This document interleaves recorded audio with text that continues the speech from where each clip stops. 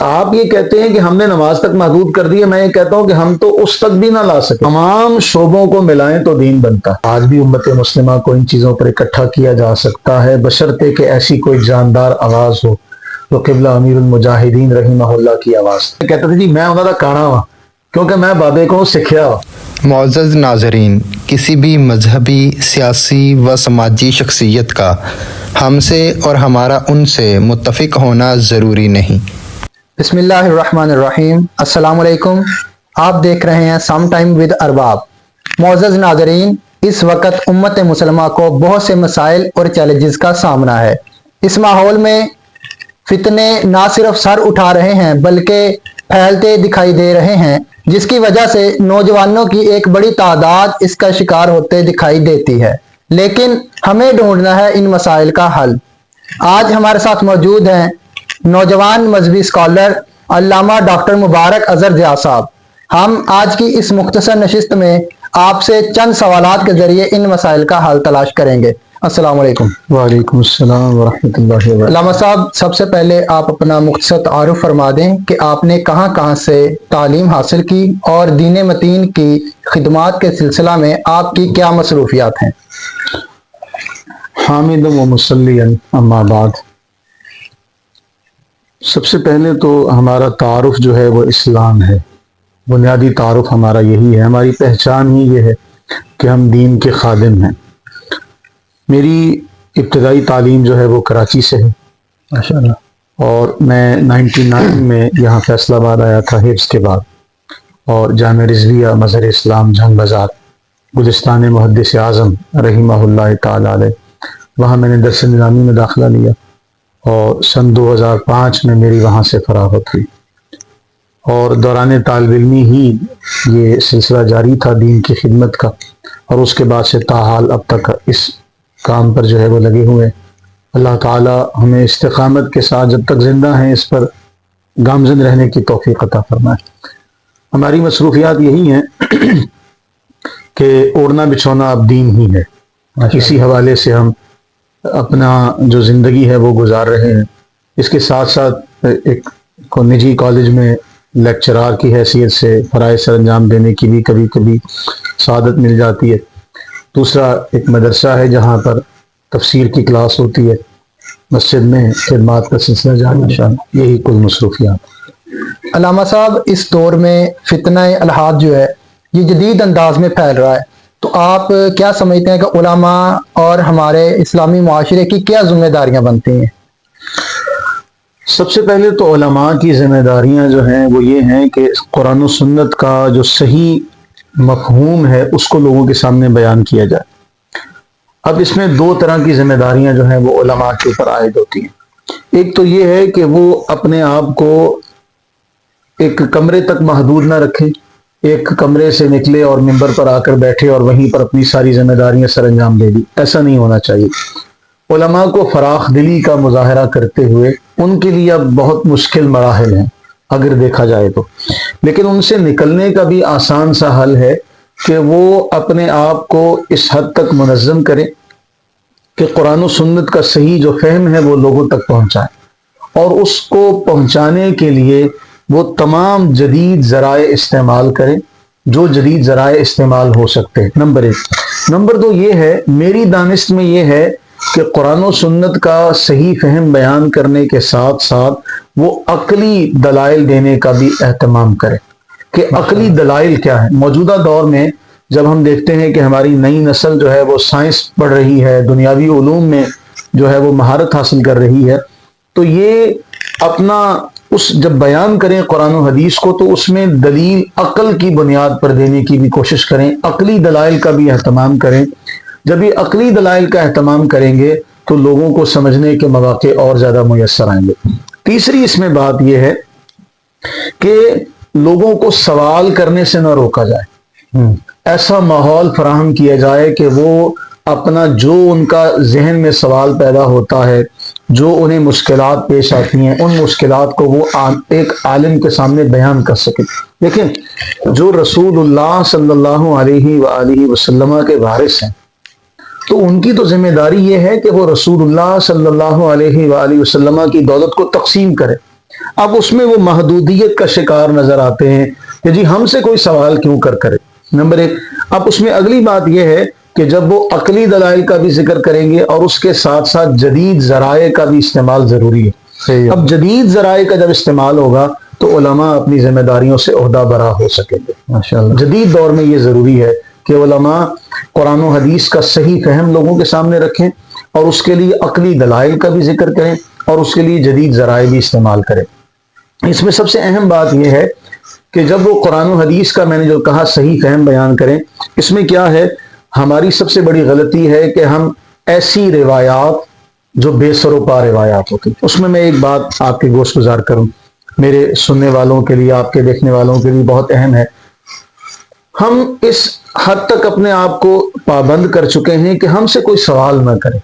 اور میں کئی بار یہ روایات جب بیان کرتا ہوں تو میں اس میں یہ روایت ضرور ذکر کرتا ہوں کہ ایک بار ایسا ہوا، میں صرف اشارہ ذکر کروں گا کہ حضرت عمر فاروق رضی اللہ تعالیٰ عنہ اور حضرت ابو موسیٰ اشعری رضی اللہ تعالیٰ عنہ کا کسی مسئلے پر معاملہ ہوا.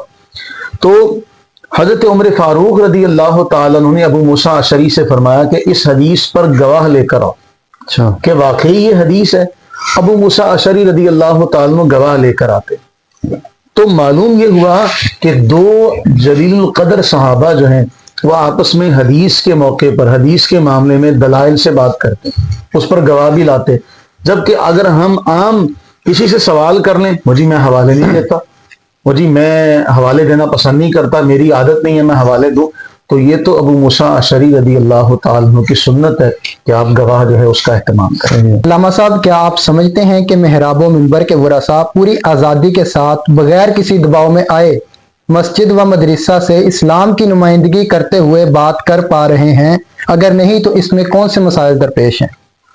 آپ کی اس بات کا جو جواب ہے اس کے دو پہلو ہیں. ایک تو عالمی تقابل کے اعتبار سے ہے، جتنا پاکستان میں مذہبی آزادی ہے باقی دنیا کی کسی اور خطے میں مذہبی آزادی ہے. یہاں منبر پر بیٹھا ہوا جو خطیب ہے وہ اپنی مرضی سے مسائل بیان کر سکتا اور اس کو مذہبی مسائل بیان کرنے میں آزادی ہے. حکومت کی طرف سے کوئی کسی قسم کی پابندی نہیں. ہاں باقی ممالک کے برعکس یہاں پر آزادی ہے، جبکہ وہاں کیا ہے، لکھا ہوا خطبہ دیا جاتا ہے اور اسی کو پڑھنے کے وہ پابند ہیں. ہمارے ہاں ایسا کوئی نہیں ہے. ہمارے ہاں ایک خطیب جو ہے وہ اپنی کل کائنات کا مالک ہے، وہ اپنی مرضی سے جیسے چاہے مسائل بیان کر سکتا ہے. دوسرا اس کا پہلو جو ہے جو میری نظر میں ہے وہ یہ ہے، ہاں دینی مسائل کا جو صحیح جو فہم ہے وہ لوگوں تک پہنچانے میں امر بالمعروف اور نہی عن المنکر جو دو اہم ارکان ہیں، ان کا صحیح طور پر حق اس وقت تک ادا نہیں ہو سکتا جب تک وہ معاشی طور پر مستحکم نہ ہو. ایک عالم دین اگر معاشی طور پر مستحکم اور مضبوط نہیں ہوگا تو وہ صحیح طور پر امر بالمعروف اور نہی عن المنکر کا فریضہ سر انجام نہیں دے سکے گا. اسے بہت ساری مصلحتیں اور بہت ساری چیزیں اس کے آڑے آئیں گی. لہذا اگر علماء چاہتے ہیں کہ وہ دین کا آزادانہ صحیح طور پر اس کا نفاذ کرنے والے ہو جائیں، اس کا فہم صحیح طور پر بیان کرنے والے ہو جائیں، دین کا نفاذ صحیح طور پر کر سکیں، تو اس کے لیے انہیں معاشی طور پر مستحکم ہونا پڑے گا. اور اس کے لیے ضروری یہ ہے کہ وہ اس کے ساتھ ساتھ، جس طرح ہمارے سلف صالحین کہ وہ حکمت کا ساتھ میں کام کیا کرتے تھے، حکیم تھے، تو ہمارے جدید دور میں بھی علماء کو ایسے ذرائع جو ہیں وہ اختیار کرنے چاہیے کہ وہ معاشی طور پر مستحکم ہوں، مضبوط ہوں، تاکہ وہ منبر پر بیٹھ کر لا یخافون لومۃ لائم اس کی تفسیر بن سکے. ورنہ کہتا ہوں وہی بات سمجھتا ہوں جسے حق، نہ ابلہ مسجد ہونا تہذیب کا فرزند، تو یہ تبھی ممکن ہوگا جب وہ معاشی طور پر مضبوط ہو. علامہ صاحب، اسلام مکمل ضابطہ حیات ہے. ہم دیکھتے ہیں کہ علماء کی ایک بڑی تعداد کی تبلیغ عبادات کی حد تک ہے. کیا آپ کے نزدیک نظام کی بات کیے بغیر ملک و معاشرہ اسلامی نظام کی جھلک دیکھ سکتا ہے؟ میرے خیال میں یہ ممکن نہیں ہے، اور اس میں ہم سب سے بڑے قصوروار ہیں. ہم محراب و منبر کے جو وارث ہیں، ہمارا سب سے بڑا قصور یہ بھی ہے کہ ہم نے دین کو محدود کر دیا صرف نماز تک، اور ہم نے لوگوں کو بھی یہی باور کرایا کہ دین صرف نماز کا نام ہے. حالانکہ دین صرف نماز نہیں، ہماری ایک مکمل ضابطہ حیات ہے. دین ایک ایسا نظام ہمیں دیتا ہے جو پیدائش سے لے کر دنیا سے جانے تک کے تمام معاملات، وہ خوشی کے ہوں، وہ غمی کے ہوں، وہ عائلی ہوں، وہ نجی ہوں، وہ معاشی ہوں، وہ جس طرح کے بھی معاملات ہوں، شریعت نے، دین نے اسے مکمل طور پر بیان کیا ہے۔ لیکن اب المیہ یہ ہے کہ محراب و منبر کے جو وارثین ہیں، جو امین ہیں دولت نبوی کے، انہوں نے اپنی دولت کو خود محدود کر دیا۔ آپ نے بات کی وہ نماز، جس طرح آپ کہہ رہے ہیں کہ نماز کے بھی صحیح مسائل بیان نہیں کر سکے، لوگوں کو نماز کے مسائل کا بھی علم نہیں۔ آپ اکثریت لوگوں سے جا کے پوچھیے گا کہ قصر نماز کا طریقہ کیا ہے، اور بلکہ ہمارے ایک دوست ہیں وہ یہ کہتے ہیں کہ کہیں ایک بس میں آپ چلے جائیں اور نماز کا وقت ہو جائے تو آپ کو پوری بس میں ایسے افراد نہیں ملیں گے جو نماز باجماعت کروا سکیں۔ ہم تو یہ بھی نہیں کر سکے، تو آپ یہ کہتے ہیں کہ ہم نے نماز تک محدود کر دی ہے، میں یہ کہتا ہوں کہ ہم تو اس تک بھی نہ لا سکے۔ کاش کہ ہم نماز ہی صحیح طور پر سکھا پاتے، معاشرے کو بتا سکتے، لیکن ہم نے دین کو محدود کیا، اپنی ذمہ داریوں کو صحیح طور پر ادا نہیں کیا، اور اس ادا نہ کرنے کی وجہ یہ ہے کہ لوگ بھی صرف نماز کو ہی اپنا سب کچھ سمجھ بیٹھتے ہیں۔ ایسا معاملہ میرے ساتھ پیش آیا، مجھے ایک تاجر کہتے ہیں کہ جی فلاں آدمی جو ہے اس نے میرے پیسے دینے ہیں، تو میں نے کہا اچھا میں فلاں آدمی سے کہتا ہوں، وہ بڑے نمازی پرہیزگار ہیں، تو وہ آپ کے پیسے دلوا دیں گے۔ انہوں نے مجھے کہا کہ جی انہوں نے بھی میرے پیسے دینے ہیں۔ تو معلوم یہ ہوا کہ ہماری نماز جو تنہا عن الفحشاء والمنکر تھی، وہ صحیح طور پر ہم ادا ہی نہیں کر پا رہے جو تنہا عن الفحشاء والمنکر کا فریضہ سر انجام دے سکے۔ تو ہمیں ضرورت ہے کہ ہم دین کو کما حقہ بیان کریں۔ قرآن نے فرمایا کہ لیس البر ان تولوا وجوہکم قبل المشرق والمغرب، کہ نیکی صرف یہی نہیں ہے کہ تم مشرق و مغرب کی طرف منہ کرو، آگے نیکی کے ابواب بیان کیے۔ قرآن کریم نے کئی مواقع پر ابواب ذکر کیے، وَاعْبُدُوا اللَّهَ وَلَا تُشْرِكُوا بِهِ شَيْئًا، اللہ کی عبادت کرو، کسی کو اس کا شریک نہ ٹھہراؤ۔ اس کے بعد والدین سے حسن سلوک ہے، عزیز و اقارب سے حسن سلوک ہے، یتیموں سے، مساکین سے، قریب کے پڑوسی سے، دور کے پڑوسی سے، یہ سارے حقوق اللہ اور حقوق العباد۔ بلکہ ایک حدیث میرے ذہن میں آئی، اللہ کے نبی سرور عالم صلی اللہ علیہ وآلہ وسلم نے فرمایا دین کے 60 یا اس سے کچھ اوپر یا 70 یا اس سے کچھ اوپر شعبے، تو تمام شعبوں کو ملائیں تو دین بنتا ہے۔ تو نماز تو دین کا ایک شعبہ ہے، ایک رکن ہے۔ تو اس میں ہم سمجھتے ہیں کہ ہمیں ضرورت ہے اپنی اصلاح کرنے کی، کہ ہم اپنی اصلاح کریں تب ہم عوام کی اصلاح کر سکیں۔ علامہ صاحب ماضی قریب میں علامہ خادم حسین رضوی رحمۃ اللہ تعالیٰ علیہ کی صورت میں ایک بڑی پراثر شخصیت گزری ہیں، جنہوں نے فقط ایک موضوع ختم نبوت پر لاکھوں عوام، لاکھوں لوگوں اور بالخصوص نوجوانوں کو یکجا کرنے میں ایک بنیادی کردار ادا کیا۔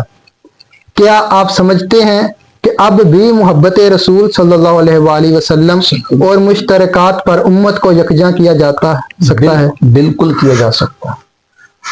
ہمارے پاس رسول اللہ صلی اللہ علیہ وآلہ وسلم کی ذات ہی وہ عظیم ترین ذات ہے کہ اس پر ہم سارے یکجا جمع ہو سکتے ہیں۔ اور آج بھی اگر ایسا کوئی معاملہ ہو جائے تو آج بھی امت مسلمہ کو ان چیزوں پر اکٹھا کیا جا سکتا ہے، بشرطے کہ ایسی کوئی جاندار آواز ہو جو قبلہ امیر المجاہدین رحمہ اللہ کی آواز تھی۔ تو ایسی کوئی جاندار آواز ہو جو رسول اللہ صلی اللہ علیہ وآلہ وسلم کی محبت میں، اطاعت میں ڈوبی ہوئی آواز ہو، تو اس آواز کا ہم نے اپنی زندگیوں میں بھی دیکھ لیا کہ جلوہ کیا ہوتا ہے، کہ جو صحیح رسول اللہ صلی اللہ علیہ وسلم سے محبت کرنے والا محب رسول جو ہوتا ہے، اس کی آواز اور اس کی ذات کا کیا مرتبہ اور مقام ہوتا ہے وہ ہم نے دیکھ لی۔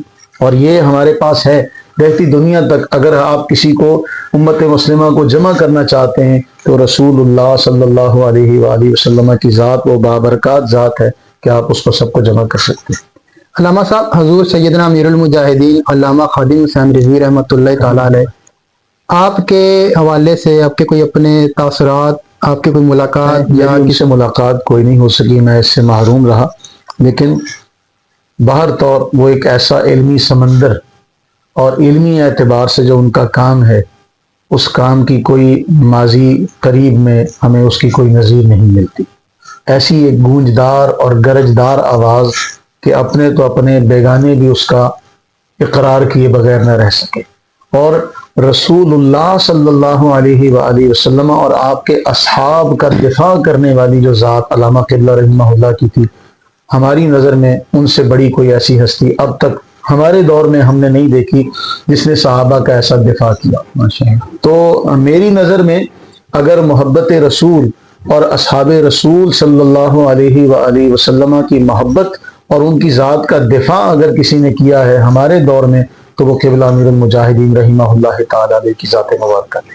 ہمارا المیہ ہے کہ ہم کسی بھی بزرگ ہستی کی صرف یاد مناتے، ان کا عملی کام جو ہے وہ ان کی یاد منانے میں کہیں پیچھے چلا جاتا ہے۔ علامہ امیر المجاہدین رحمہ اللہ تعالی علیہ کا جو علمی کام ہے، آپ دیکھیے گا کہ ان کی جو صرف کے اوپر جو کتاب ہے وہ ایسی بہترین کتاب ہے تعلیلات خادمیہ کہ اس کا نظیر ہمیں نہیں ملتا۔ اب ضرورت اس امر کی ہے کہ ان کا علمی کام جو ہے اس کو بھی زندہ رکھا جائے، ورنہ کیا ہوتا ہے کہ ہم صرف تقریروں میں اور تصویروں میں زندہ رکھتے ہیں۔ ان کا جو عملی کام ہے، جتنے بھی ہمارے سلف صالحین ہیں، ہمارے اکابرین اس دنیا سے گئے، ان کا علمی کام ہمیں مفقود نظر آتا ہے۔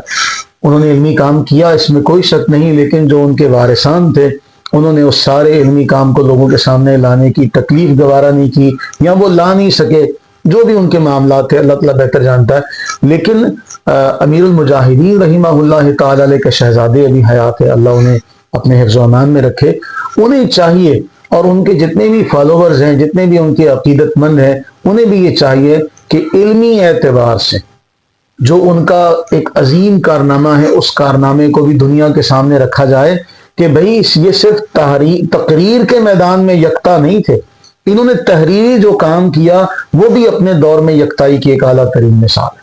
ہمیں ضرورت اس امر کی ہے کہ ہم اپنے ان اسلاف کا علمی کام جو ہے اسے بھی زندہ رکھیں۔ ہم صرف ان کا نعرے میں نام لیتے ہیں، ان کے نام پہ مجلسیں سجا لیں گے، ان کے نام پر محافل سجا لیں گے، بیٹھ جائیں گے، لیکن ان کا علمی کام جو ہوگا نا وہ ہمارے اس رویے کے تحت کہیں دب جائے گا۔ تو ضرورت ہے کہ اس علمی کام کو بھی سامنے لا کر رکھا جائے۔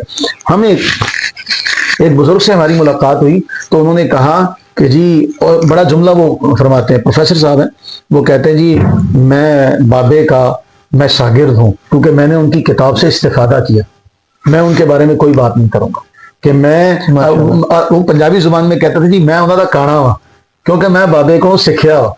تو مراد یہ ہے کہ ہم نے بڑے بڑے ایسے لوگ دیکھے جو ان کی اس علمی خزانے سے استفادہ کرتے ہیں اور پھر بعد میں اس کا اقرار بھی کرتے ہیں کہ نہیں ہم نے بابے سے علم سیکھا ہے، ہم اس کے بارے میں کوئی بات نہیں کریں۔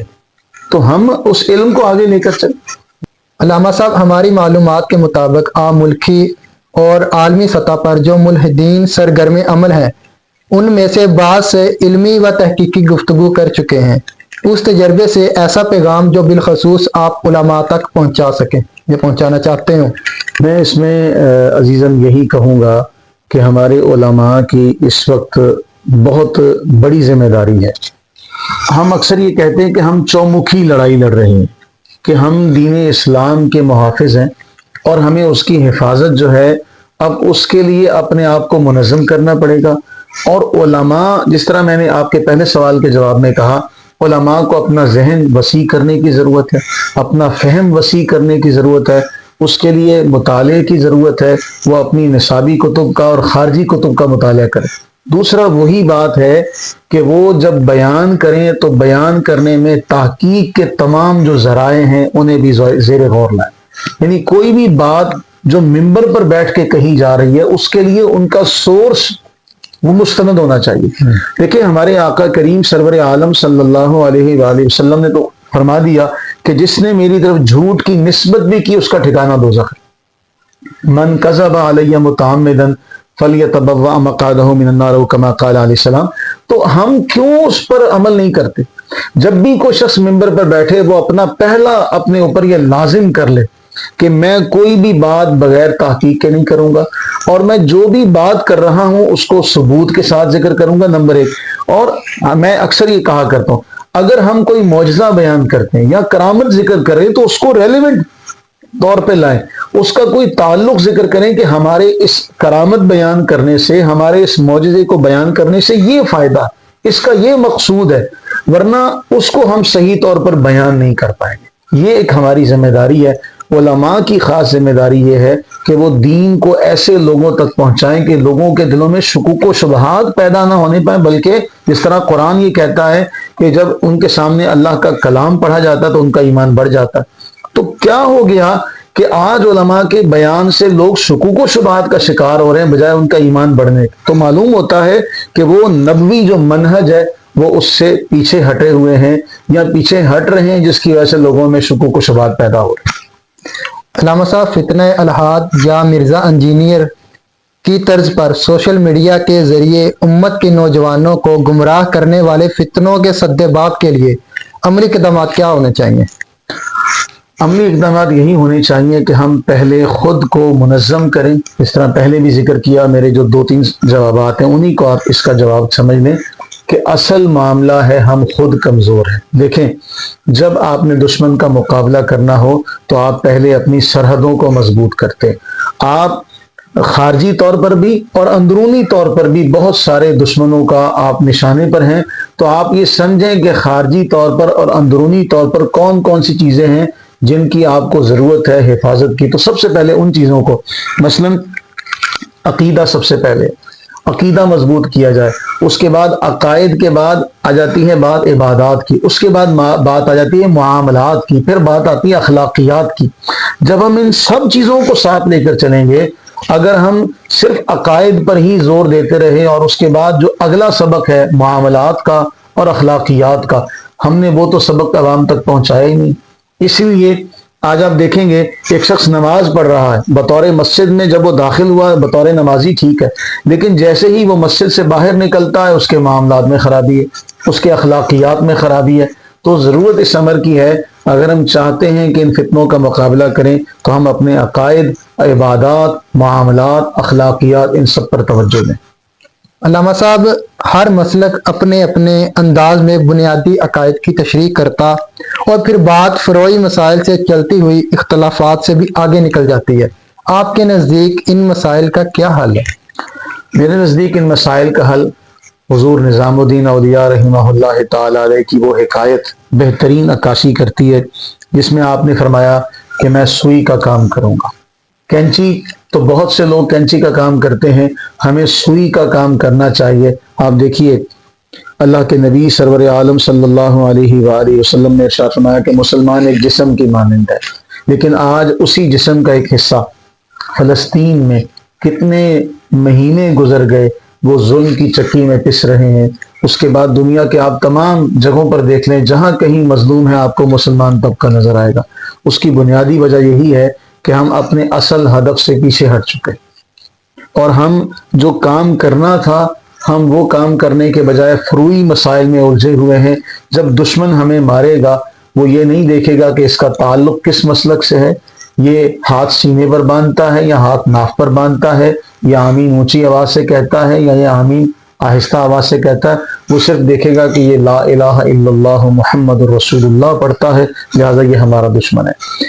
اور پھر ہم قرآن پڑھتے ہیں کہ قرآن پر ہمارا یہود و نصارہ کہتے ہیں، یہودی کہتے ہیں نصارہ کچھ نہیں، نصارہ کہتے ہیں یہودی کچھ نہیں، اگر وہ ہمارے خلاف ایک ہو گئے۔ دیکھیں یہ ایسے ہی جیسے دو بھائیوں کا آپس میں اختلاف ہو، دو بھائیوں کا آپس میں جھگڑا ہو، باہر سے کوئی تیسرا آدمی حملہ کر دے، وہ دو بھائی آپس میں ایک ہو کر اس کا مقابلہ کریں، پہلے اس کو تو ہم لے لیں، آپس میں تو ہم زندہ رہے تو پھر ہم بات کر لیں گے۔ تو ہمیں اصولی جو باتیں ہیں ان باتوں پر اکٹھا ہونے کی ضرورت ہے۔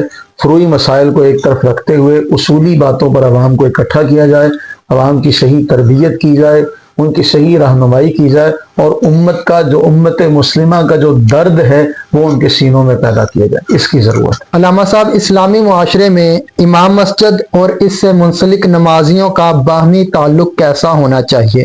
اس سلسلہ میں آپ نے اپنی مسجد میں کیا عملی اقدامات کر رکھے ہیں؟ دیکھیں میں یہ کہتا ہوں، اور میں نے کئی بار اس کا اظہار بھی اپنی مسجد میں کیا، کہ یہ ایک گھر ہے، ایک گلشن ہے، اس گلشن کا جو مالی ہے وہ اس ممبر کا بیٹھنے والا شخص ہے، جسے آپ امام مسجد کہہ لیں، خطیب کہہ لیں، خادم کہہ لیں، اور جتنے بھی نمازی ہیں وہ اس گلشن کے پھول ہیں۔ مالی جو ہوتا ہے وہ اپنے تمام پھولوں کی حفاظت کرتا ہے، اور کہیں ایسا نہیں ہوتا کہ کہیں کوئی جھاڑی اگ جائے تو سب سے پہلے اس کا خاتمہ کرتا ہے۔